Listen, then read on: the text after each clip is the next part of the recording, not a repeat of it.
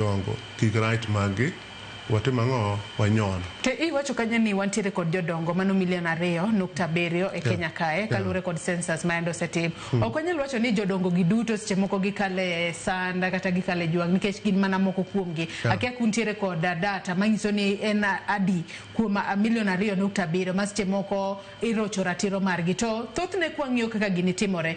Gitimore kuonde mag dala kocha kose gitimore e bombe. Peter. Na wacho ni gini ne wan gi various panels. Maybe symposium no important. Not gather information because we don't have the monopoly of knowledge. We bring stakeholders on board. Monombo winch kuomgi. Data kwa collect nti more collect.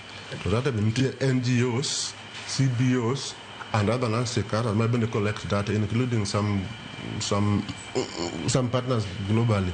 Who bring this? Why you need a team rural setup kende? Na kuni nyole na the Human Rights Commission. Or what you need in a place called Mudaiga.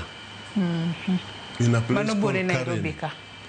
And many other places, rights magijogi bedo abused. In the sense, ni neba mero sengeni nti miyomoro mutika madong kende.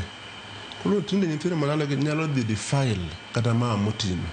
Ingene mana bedo defiled, that is you are stamping on our rights. To mana reyo jadung mutikani benga to feel ne ya ni in land mintie kani is very economical for them to use. What do I mundo negi mundo beri gilobne. To ke we mano Kilifi ni cases ma ngama old is a witch. Kisi ngama old is a witch. And this place gini bete mena kadame lula ndo kone mo kone jadung muti ina oneka ka ina witch. Kore yin okone ko beni ide bedu kone. Di muti mo tane okao mo do da gini tendege. Or do our parents give you dog or in case they are endangered species culture. Coromon is a problem. It's not a problem. It's both cosmopolitan and also in the rural setup. The rural setup anymore because of the setup Marguen. Yes.